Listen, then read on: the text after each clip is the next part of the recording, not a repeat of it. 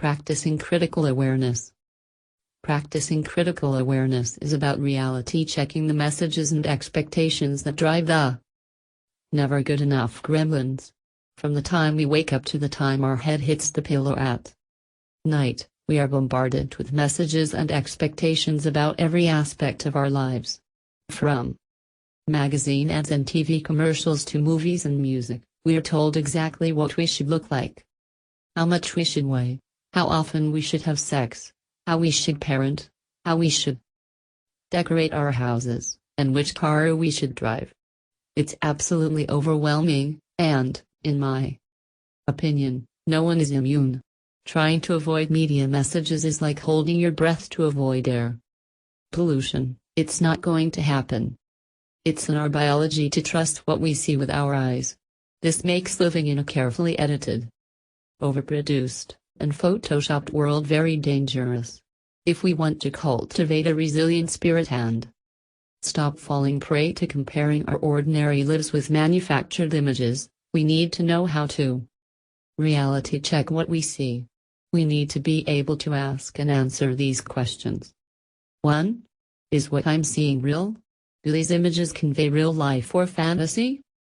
2.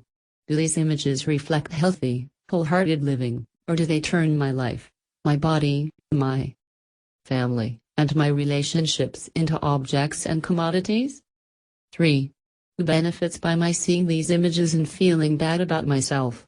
Hint: this is always about money and/or control. In addition to being essential to resilience, practicing critical awareness is actually one of the 4 elements of shame resilience. Shame works like the zoom lens on a camera. When we are feeling shame, the camera is zoomed in tight and all we see is our flawed selves, alone and struggling. We think to ourselves, I'm the only one with a muffin top?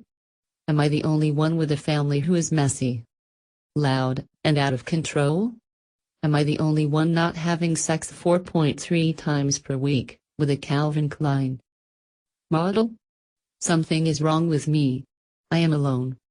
When we zoom out, we start to see a completely different picture.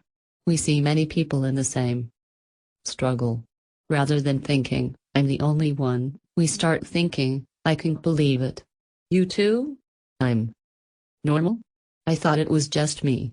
Once we start to see the big picture, we are better able to reality check our shame triggers and the messages and expectations that we're never good enough.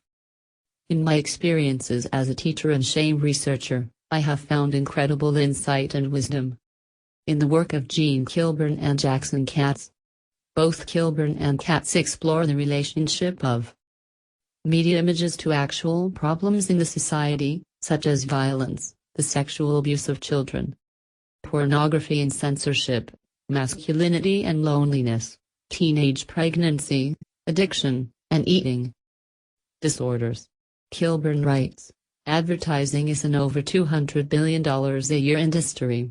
We are each exposed to over 3,000 ads a day. Yet, remarkably, most of us believe we are not influenced by advertising. Ads sell a great deal more than products. They sell values, images, and concepts of success and worth, love and sexuality, popularity and normalcy. They tell us who we are and who we should be. Sometimes they sell addictions. 5. I highly recommend Kilburn's and Katz's DVDs. They've changed the way I see the world and myself. Gene Kilburn's latest DVD is Killing Us Softly. 4. 6. And Katz's DVD is titled Tough Guys, Violence, Media, and the Crisis in Masculinity. 7.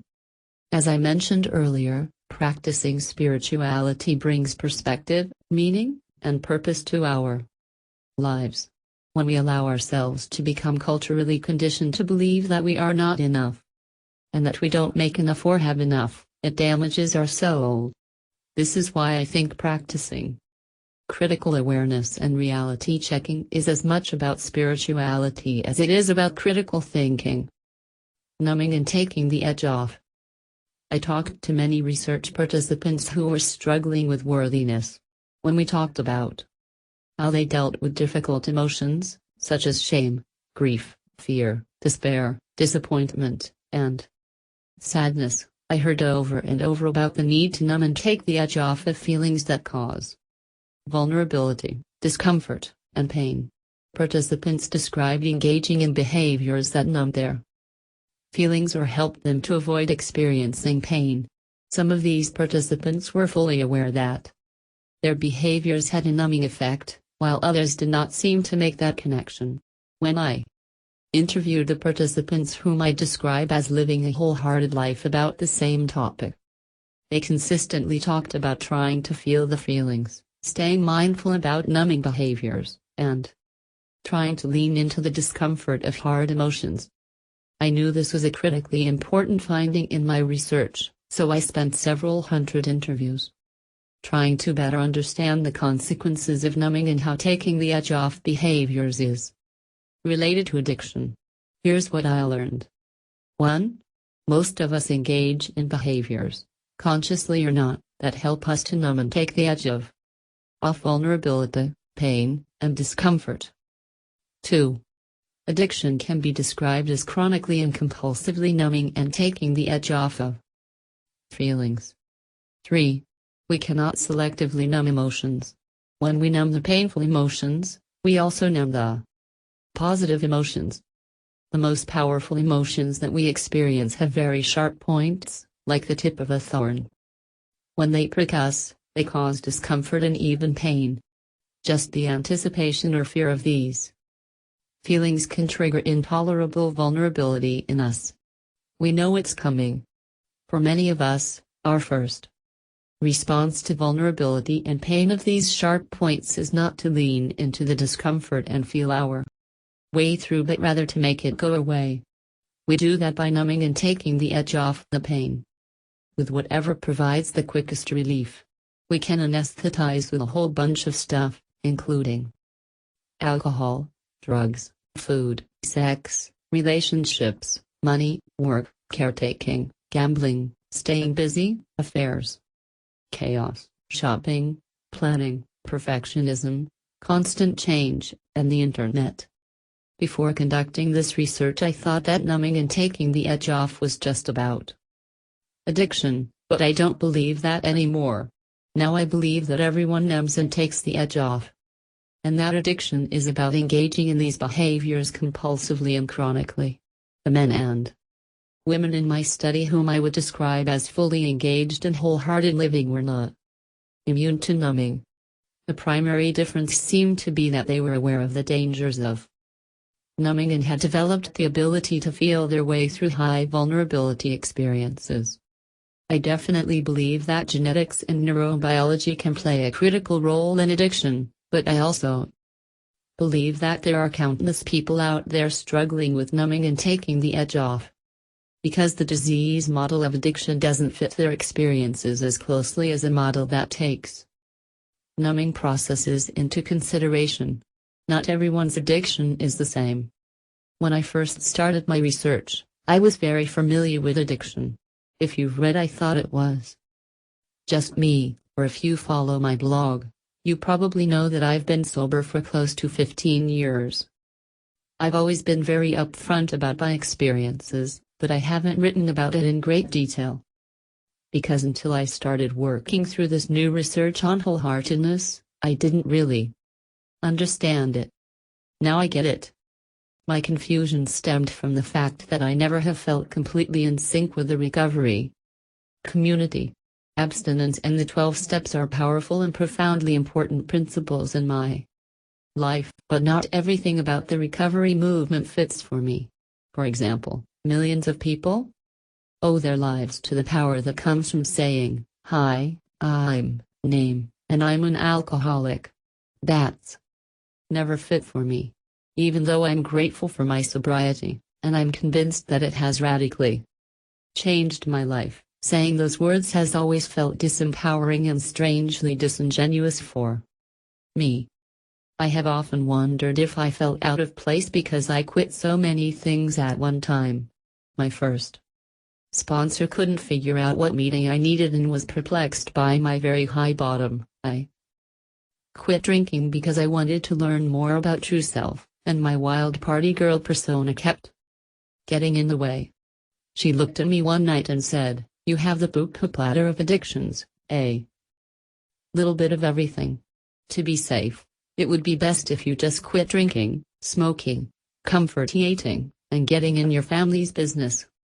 I remember looking at her, throwing my fork on the table, and saying, "Well, that's just awesome.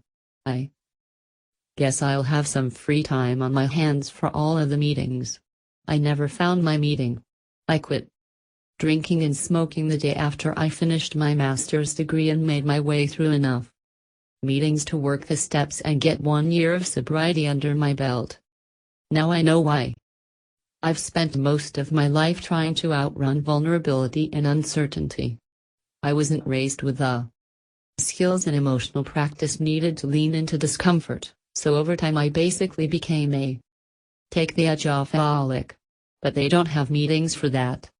And after some brief experimenting, I learned that describing your addiction that way in a meeting doesn't always go over very well with the purists. For me, it wasn't just the dance halls, cold beer, and Marlboro Lights of my youth that got out of hand. It was banana bread, chips and queso, email, work, staying busy, incessant worrying, planning, perfectionism, and anything else that could dull those agonizing and anxiety-fueled feelings of vulnerability. I've had a couple of friends respond to my "I'm a take the edge off-aholic" with concern about their own habits. "I drink a couple of glasses of wine every night. Is that bad? I always shop when I'm stressed or depressed. I come out of my skin if I'm not always going and staying busy." Again, after years of research, I'm convinced that we all numb and take the edge off. The question is, does our eating, drinking, spending, gambling, saving the world, incessant gossiping, perfectionism, 60-hour work week, get in the way of our authenticity? Does it stop us from being emotionally honest and setting boundaries and feeling like we're enough? Does it keep us from staying out of judgment and from feeling connected? Are we using to hide or escape from the reality of our lives? Understanding my behaviors and feelings through a vulnerability lens rather than strictly through an addiction lens changed my entire life. It also strengthened my commitment to sobriety, abstinence, health, and spirituality. I can definitely say, "Hi. My name is Breen, and today I'd like to deal with vulnerability and uncertainty with an apple fritter, a beer and cigarette, and spending 7 hours on Facebook." That feels uncomfortably honest. When we numb the dark, we numb the light. In another very unexpected discovery, my research also taught me that there's no such thing as selective emotional numbing. There is a full spectrum of human emotions, and when we numb the dark, we numb the light. While I was taking the edge off of the pain and vulnerability, I was also unintentionally dulling my experiences of good feelings, like joy. Looking back, I can't imagine any research finding that has changed what my daily life looks like more than this. Now I can lean into joy, even when it makes me feel tender and vulnerable. In fact, I expect tender and vulnerable joy is as thorny and sharp as any of the dark emotions. To love someone fiercely, to believe in something with your whole heart, to celebrate a fleeting moment in time, to fully engage in a life that doesn't come with guarantees. These are risks that involve vulnerability and often pain.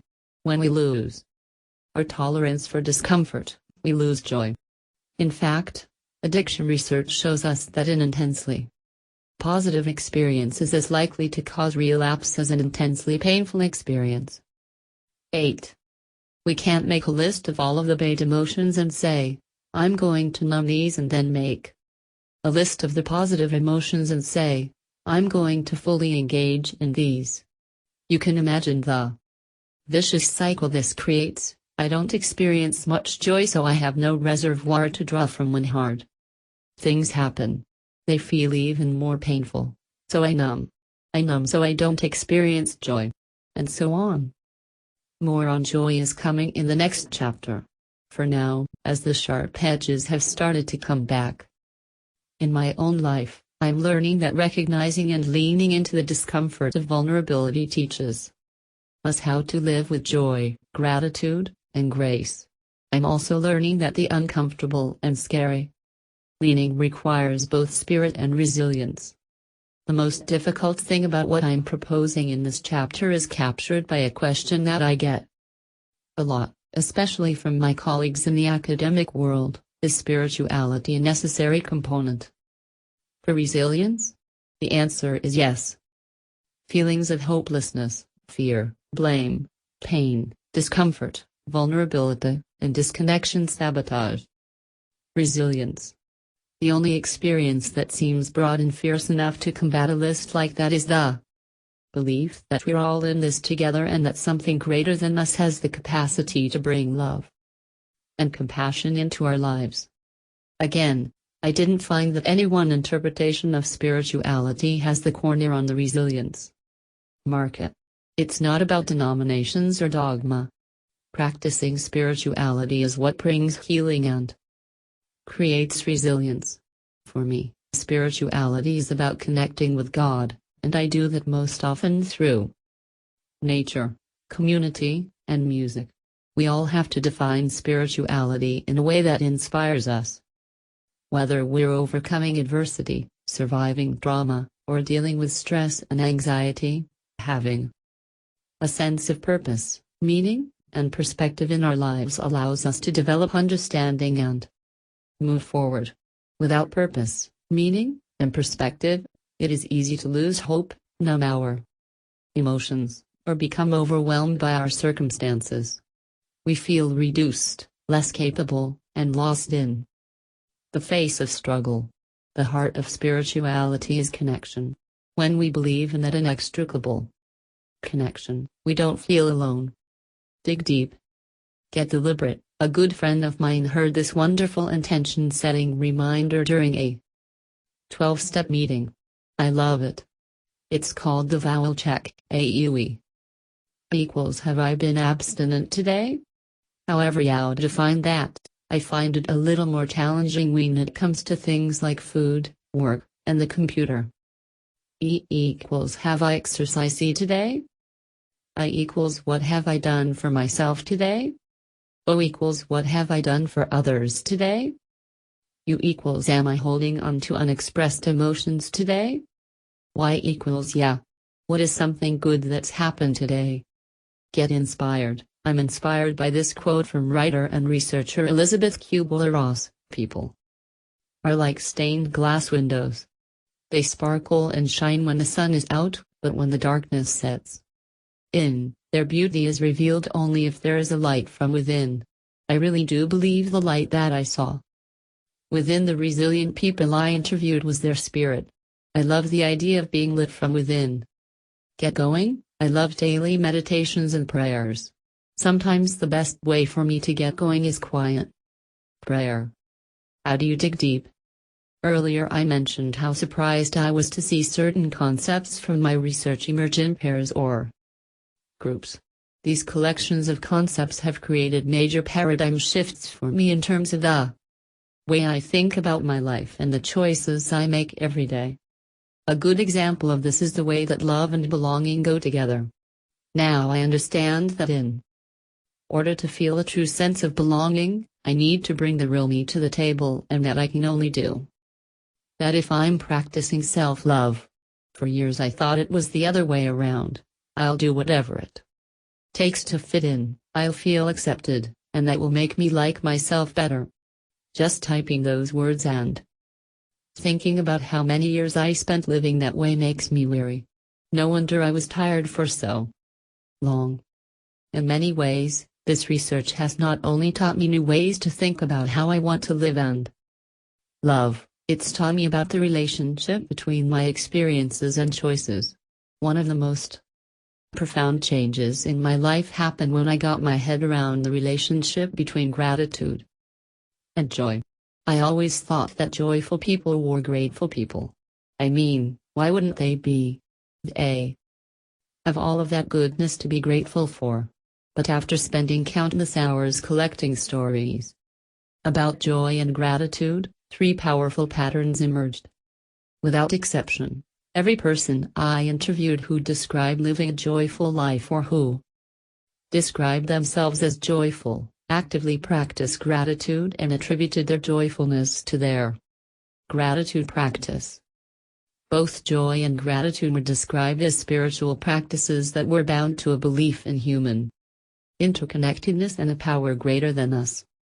People were quick to point out the differences between happiness and joy as the difference between a human emotion that's connected to circumstances and a spiritual way of engaging with the world that's connected to practicing gratitude. Gratitude.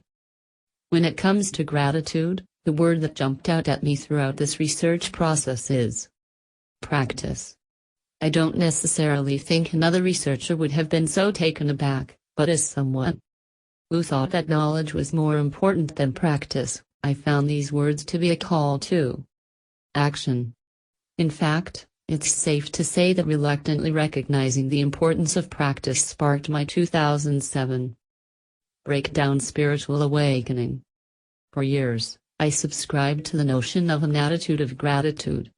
I've since learned that an attitude is an orientation or a way of thinking, and that having an attitude doesn't always translate to a behavior. For example, it would be reasonable to say that I have a yoga attitude. The ideals and beliefs that guide my life are very in line with the ideas and beliefs that I associate with yoga. I value mindfulness, breathing, and the body-mind-spirit connection. I even have yoga outfits. But, let me assure you, my yoga attitude and outfits don't mean jack if you put me on the yoga mat and ask me to stand on my head or strike a pose. As I'm sitting here writing this, I've never practiced yoga. I plan to change that between now and the time you're holding this book in your hand, but to date, I've never put the attitude into action. So where it really matters, on the mat, my yoga attitude doesn't count for much. So, what does a gratitude practice look like? The folks I interviewed talked about keeping gratitude journals, doing daily gratitude meditations or prayers, creating gratitude art, and even stopping during their stressful, busy days to actually say these words out loud. I am grateful for. On the wholehearted talk about gratitude, there are a whole bunch of verbs involved. It seems that gratitude without practice may be a little like faith without works. It's not alive. What is joy? Joy seems to me a step beyond happiness. Happiness is a sort of atmosphere you can live in sometimes when you're lucky. Joy is a light that fills you with hope and faith and love. Adela Rogers, St. John's. The research has taught me that happiness and joy are different experiences. In the interviews, people would often say something like, being grateful and joyful doesn't mean that I'm happy all of the time. On many occasions I would delve deeper into those types of statements by asking, what does it look like when you're joyful and grateful, but not happy? The answers were all similar. Happiness is tied to circumstance and joyfulness is tied to spirit and gratitude. I also learned that neither joy nor happiness is constant. No one feels happy all of the time or joyful all of the time. Both experiences come and go. Happiness is attached to external situations and events, and seems to ebb and flow as those circumstances come and go. Joy seems to be constantly tethered to our hearts by spirit and gratitude. But our actual experiences of joy, these intense feelings of deep spiritual connection and pleasure, sees us in a very vulnerable way. After these differences emerged from my data, I looked around to find what other researchers had written about joy and happiness. Interestingly, the explanation that seemed to best describe my findings was from a theologian. N. Robertson, a Methodist pastor, writer, and executive director of the Massachusetts Bible Society, explains how the Greek origins of the words happiness and joy hold important meaning for us today. She explains that the Greek word for happiness is makarios, which was used to describe the freedom of the rich from normal cares and worries, or to describe a person who received some form of good fortune, such as money or health. Robertson compares this to the Greek word for joy, which is chairo. Chairo was described by the ancient Greeks as the culmination of being and the good mood of the soul. Robertson writes, chairo is something, the ancient Greeks tell us, that is found only in God and comes with virtue and wisdom. It isn't a beginner's virtue, it comes as the culmination. They say its opposite is not sadness, but fear. 1. We need both happiness and joy. I think it's important to create and recognize the experiences that make us happy. In fact, I'm a big fan of Gretchen Rubin's book The Happiness Project and Tal Ben-Shahar's research and book Happier.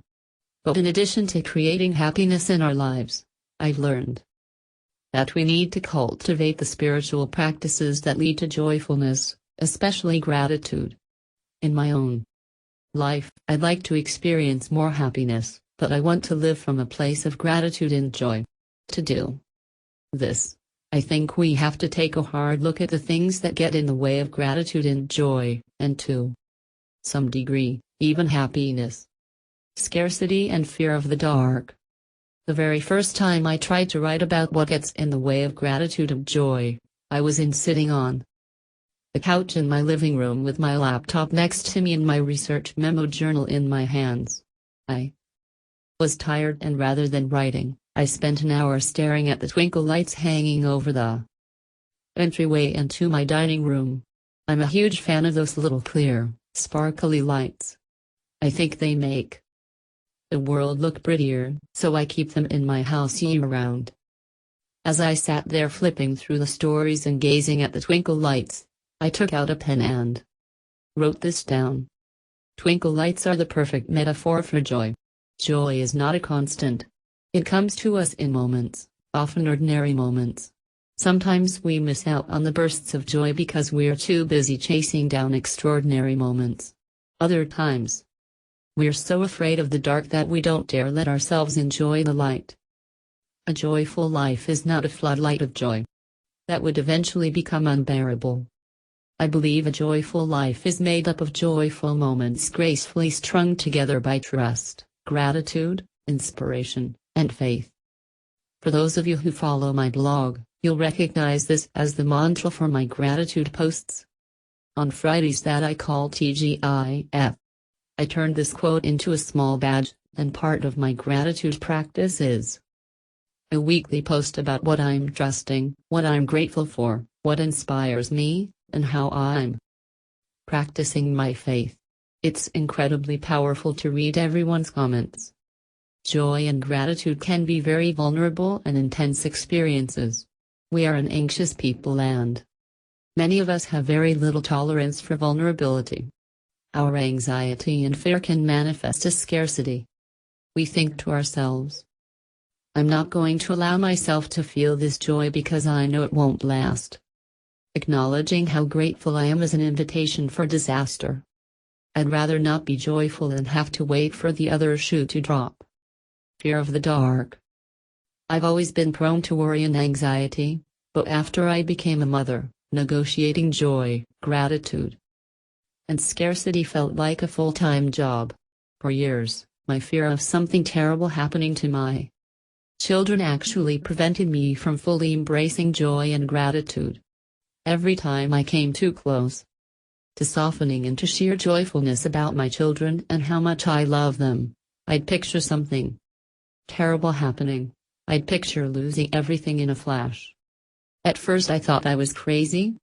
Was I the only person in the world who did this?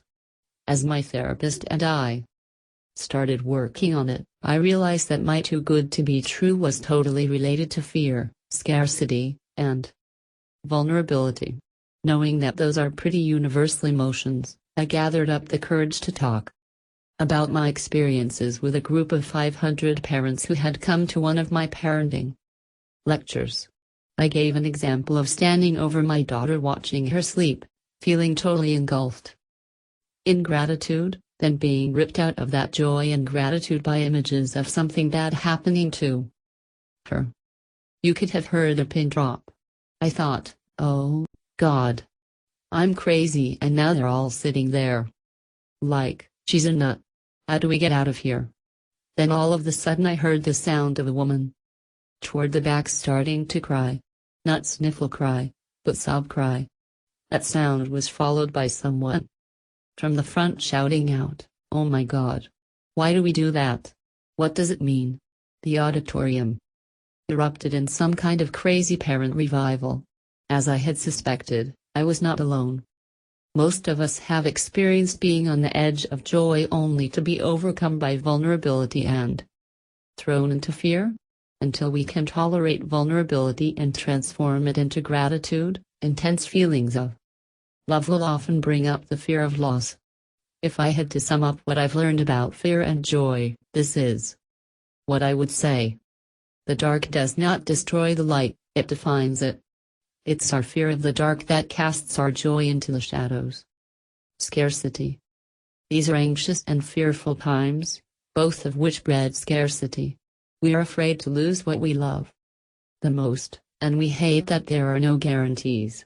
We think not being grateful and not feeling joy will make it hurt less. We think if we can beat vulnerability to the punch by imaging loss, we'll suffer less. We're wrong. There is one guarantee: if we're not practicing gratitude and allowing ourselves to know joy, we are missing out on the two things that will actually sustain us during the inevitable hard times. What I'm describing above is scarcity of safety and uncertainty. But there are other kinds of scarcity. My friend Lynn Twist has written an incredible book called The Soul of Money. In this book, Lynn addresses the myth of scarcity.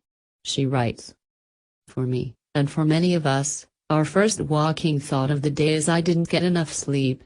The next one is I don't have enough time." Whether true or not, that thought of not enough occurs to us automatically before we even think to question or examine it. We spend most of the hours and the days of our lives hearing, explaining, complaining, or worrying about what we don't have enough of. We don't have enough exercise. We don't have enough work. We don't have enough profits. We don't have enough power. We don't have enough wilderness. We don't have enough weekends. Of course, we don't have enough money, ever.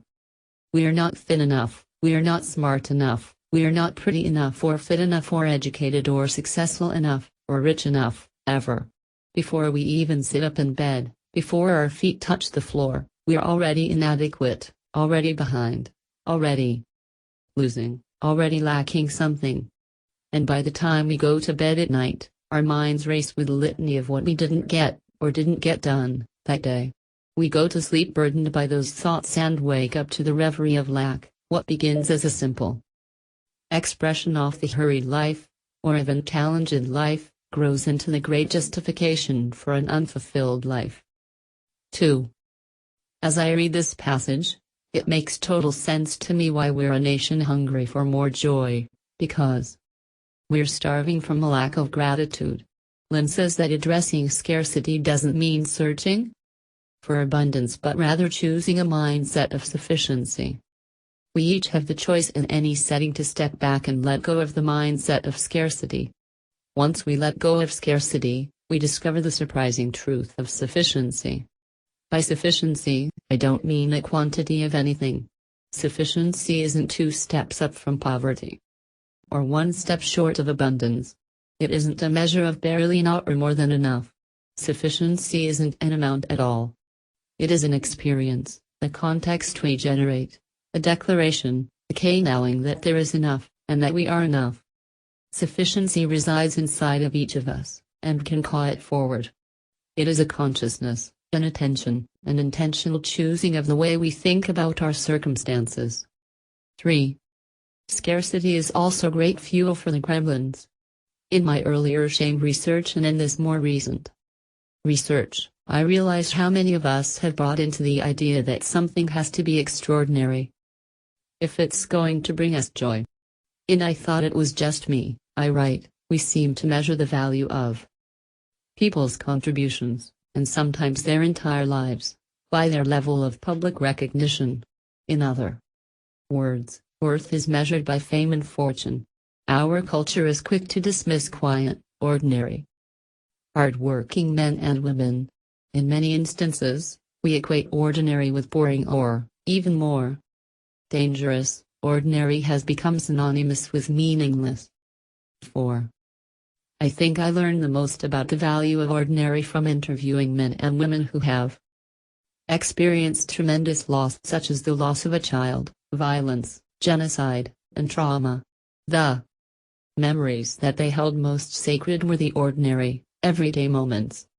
It was clear that their most precious memories were forged from a collection of ordinary moments, and their hope for others is that they would stop long enough to be grateful for those moments and the joy they bring. Author and spiritual leader Marianne Williamson says, "Joy is what happens to us when we allow ourselves to recognize how good things really are." Dig deep. Get deliberate. When I'm flooded with fear and scarcity, I try to call forward joy and sufficiency by acknowledging the fear, then transforming it into gratitude. I say this out loud: I'm feeling vulnerable. That's okay. I'm so grateful for _ Doing this has absolutely increased my capacity for joy. Get inspired. I'm so inspired by the daily doses of joy that happen in those ordinary moments, like walking my kids home from school, jumping on the trampoline, and sharing family meals. Acknowledging that these moments are really what life is about has changed my outlook on work, family, and success. Get going, from taking turns being thankful during grace to more creative projects like creating a jar to keep gratitude notes in. We're making wholeheartedness a family affair. How do you dig deep? Everything about this research process has pushed me in ways that I never imagined. This is especially true when it comes to topics like faith, intuition, and spirituality. When the importance of intuition and faith first emerged as key patterns in wholehearted living, I winced a little bit. Once again, I felt like my good friends, logic and reason, were under attack. I remember telling Steve, "Now it's intuition and faith. Can you believe it?"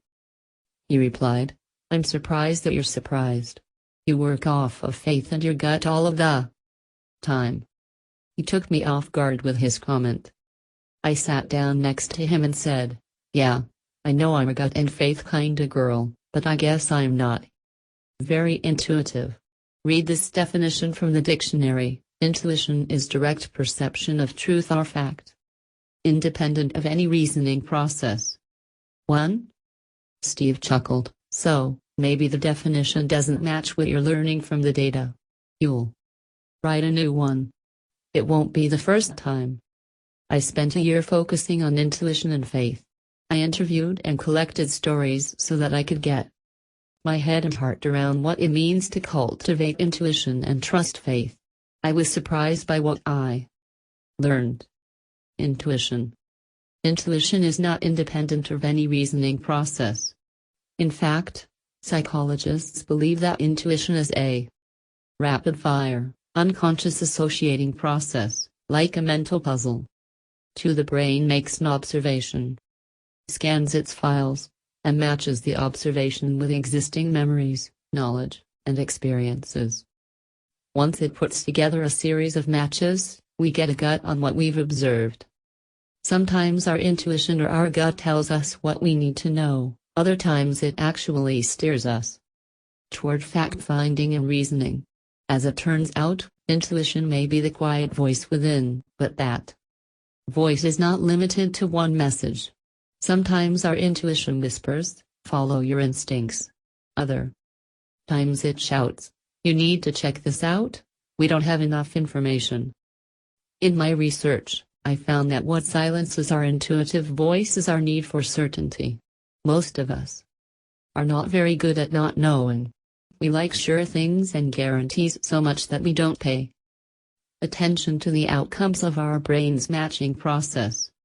For example, rather than respecting a strong internal instinct, we become fearful and look for assurances from others. What do you think? Should I do it? Do you think it's a good idea, Or do you think I'll regret it? What would you do? A typical response to these survey questions is, I'm not sure what you should do. What does your gut say? And there it is. What does your gut say? We shake our head and say, I'm not sure, when the real answer is, I have no idea what my gut says. We haven't spoken in years. When we start polling people, it's often because we don't trust our own knowing. It feels too shaky and too uncertain. We want assurances and folks with whom we can share the blame if things don't pan out. I know all about this. I'm a professional pollster. It's hard for me to go it alone sometimes. When I'm making a difficult decision and feel disconnected from my intuition, I have a tendency to survey everyone around me. Ironically, since doing this research, surveying has become a red flag. For me, it tells me that I'm feeling vulnerable about making a decision. As I mentioned earlier, if we learn to trust our intuition, it can even tell us that we don't have a good instinct on something and that we need more data.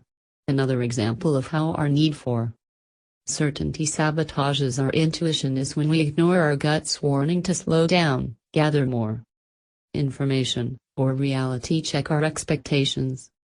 I'm just going to do it. I don't care anymore. I'm tired of thinking about it. It's too stressful. I'd rather just do it than wait another second. I can't stand not knowing. When we charge headlong into big decisions, it may be because we don't want to know the answers that will emerge from doing due diligence.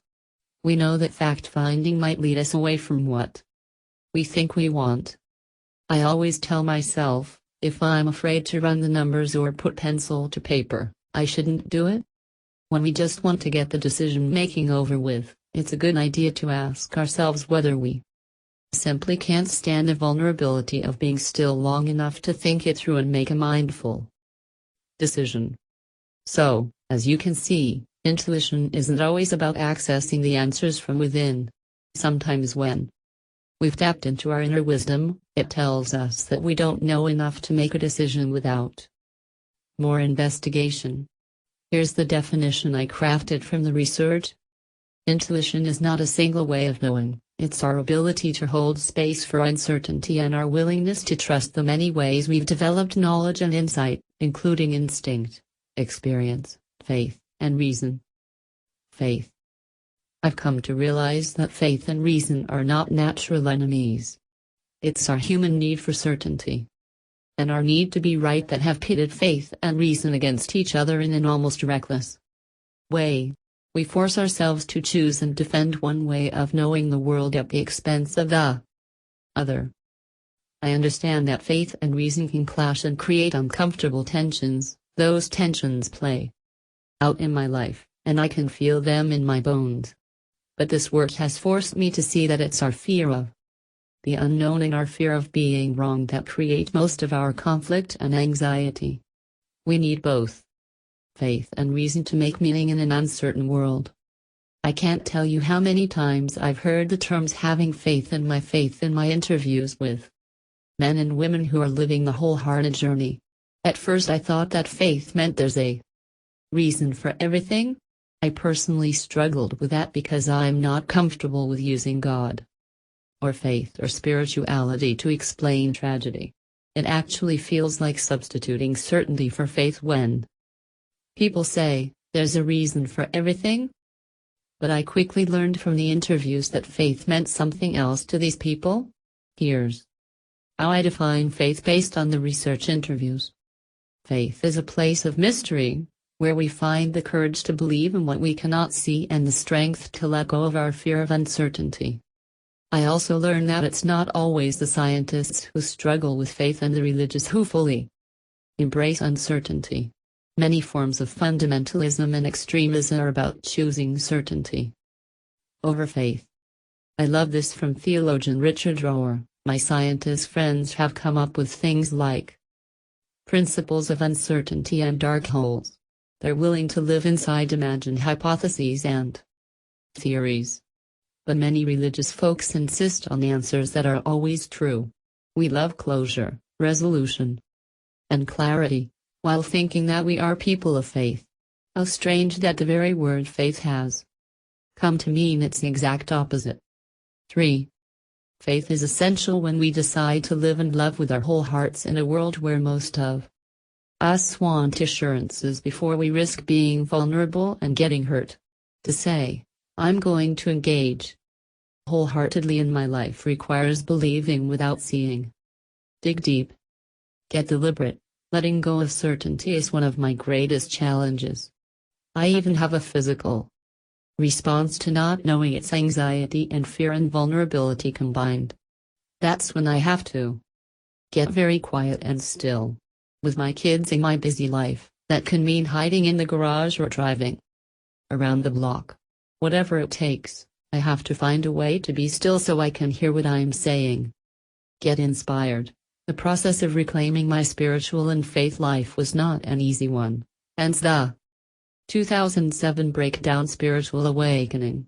There's a quote that literally cracked open my heart. It's from a book by Anne Lamott. The opposite of faith is not doubt, but certainty.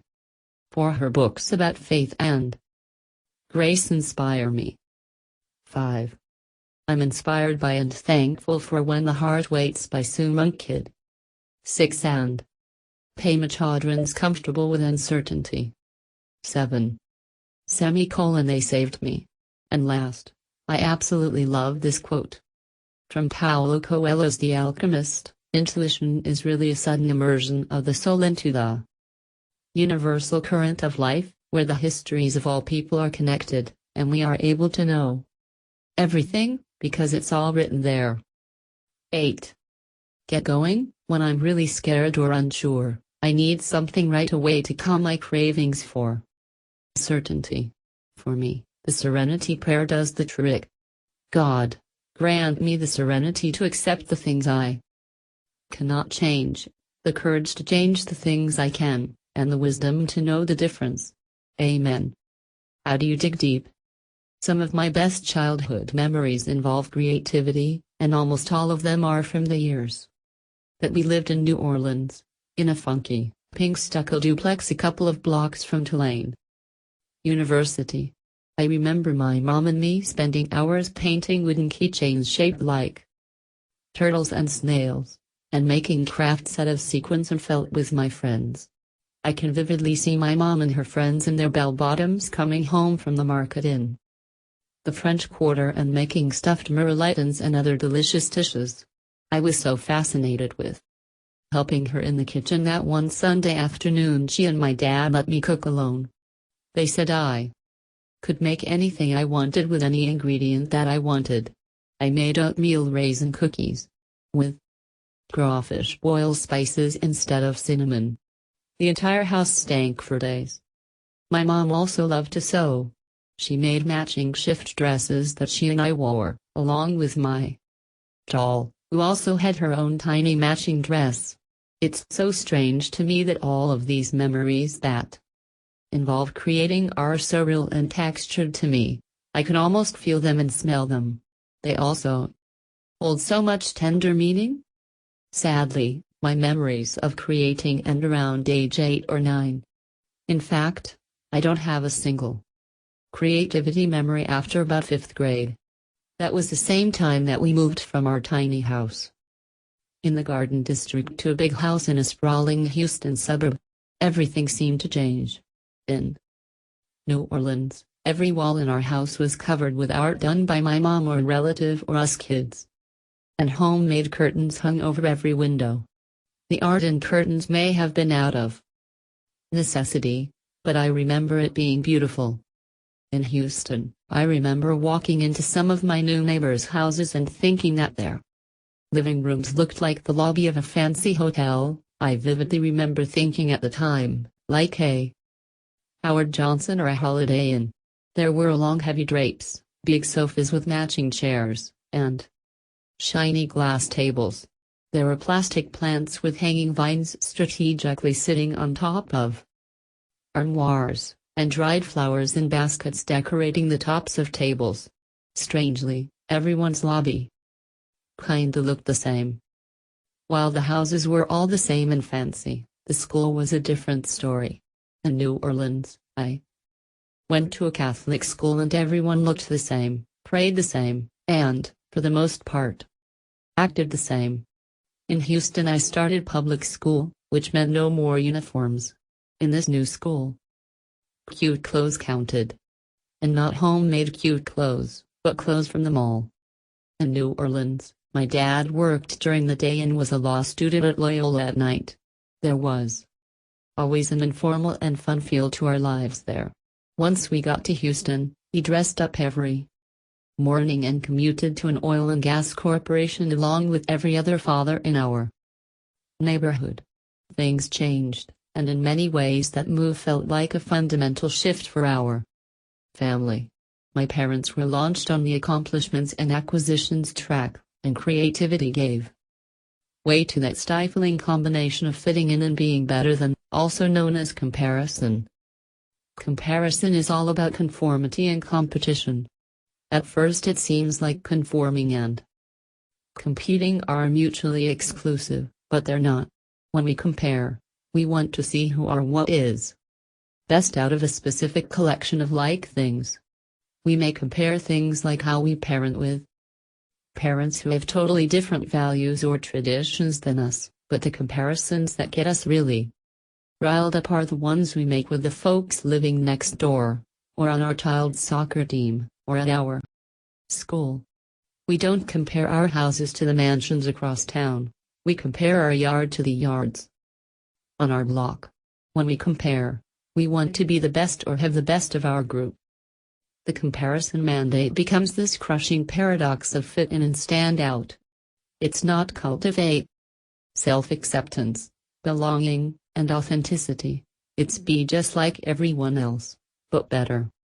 It's easy to see how difficult it is to make time for the important things such as creativity, gratitude, joy, and authenticity when we're spending enormous amounts of energy conforming and competing. Now I understand why my dear friend Laura Williams always says, comparison is the thief of happiness. I can't tell you how many times I'm feeling so good about myself and my life and my family, and then in a split second it's gone because I consciously or unconsciously start comparing myself to other people. As far as my own story, the older I got, the less value I put on creativity and the less time I spent creating. When people asked me about crafting or art or creating, I relied on the standard, I'm not the creative type. On the inside I was really thinking, who has time for painting and scrapbooking and photography when the real work of achieving and accomplishing needs to be done? By the time I was 40 and working on this research, my lack of interest and creativity had turned into disdain. I'm not sure if I would categorize my feelings about creativity as negative stereotypes, shame triggers, or some combination of the two, but it came to the point where I thought of creating for the sake of creating as self-indulgent at best and flaky at worst. Of course I know, professionally, that the more entrenched and reactive we are about an issue, the more we need to investigate our responses. As I look back with new eyes, I think tapping into how much I missed that part of my life would have been too confusing or painful. I never thought I'd come across something fierce enough to shake me loose from my entrenched beliefs about creativity. Then this research came along. Let me sum up what I've learned about creativity from the world of wholehearted living and loving. 1. I'm not very creative doesn't work. There's no such thing as creative people and non-creative people. There are only people who use their creativity and people who don't. Unused creativity doesn't just disappear. It lives within us until it's expressed, neglected to death, or suffocated by resentment and fear. 2. The only unique contribution that we will ever make in this world will be born of our creativity. 3. If we want to make meaning, we need to make art. Cook, write, draw, doodle, paint, scrapbook, take pictures, collage, knit, rebuild an engine, sculpt, dance, decorate, act, sing. It doesn't matter. As long as we're creating, We're cultivating meaning? Literally 1 month after I worked through the data on creativity, I signed up for a gourd painting class. I'm not even kidding. I went with my mom and Ellen, and it was one of the best days of my life. For the first time in decades, I started creating. And I haven't stopped. I even took up photography. It might sound cliché, but the world doesn't even look the same to me anymore. I see beauty and potential everywhere. In my front yard, at a junk store, in an old magazine, everywhere. It's been a very emotional transition for me and for my family. Both of my kids love art, and we do family projects together all the time. Steve and I are Mac addicts, and we love to make movies together. Last month, Ellen told us that she either wants to be a chef or a life artist like my friend Ali Edwards, who inspires both of us. At this point, Charlie loves to paint and would like to own a burger store, which is both creative and entrepreneurial. I also realize that much of what I do in my work is creative work. Writer William Plummer described creativity as the power to connect the seemingly unconnected. My work is all about making connections, so part of my transformation was owning and celebrating my existing creativity. Letting go of comparison is not a to-do list item. For most of us, it's something that requires constant awareness. It's so easy to take our eyes off our path to check out what others are doing and if they're ahead or behind us. Creativity, which is the expression of our originality, helps us stay mindful that what we bring to the world is completely original and cannot be compared. And, without comparison, concepts like ahead or behind or best or worst lose their meaning. Dig deep. Get deliberate. If creativity is seen as a luxury or something we do when we have spare time, it will never be cultivated. I carve out time every week to take and process photographs, make movies, and do art projects with the kids. When I make creating a priority, everything in my life works better. Get inspired. Nothing inspires me more than my friendship with the Love Bombers, a group of artists, writers, and photographers whom I met online and spend a long weekend with every year. I think it's so important to find and be a part of a community of like-spirited people who share your beliefs about creativity. Get going, take a class.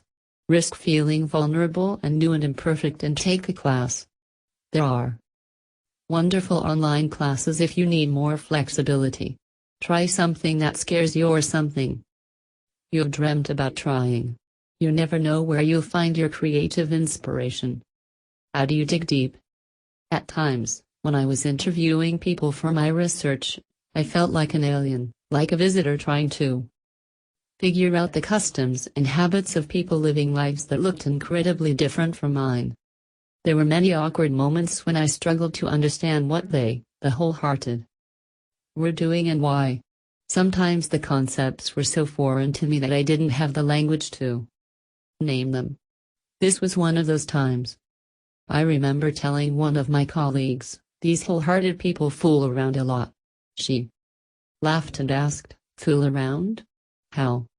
I shrugged, "I don't know. They have fun and, I don't know what you call it. They hang out and do fun things." She looked confused. "Like what kind of fun things? Hobbies? Crafts? Sports?" "Yes," I replied. "Kinda like that but not so organized. I'm going to have to dig around some more." Now I look back on that conversation and think, how did I not know what I was seeing? Was I so personally removed from this concept that I couldn't recognize it? It's play. A critically important component of wholehearted living is play. I came to this realization by watching my child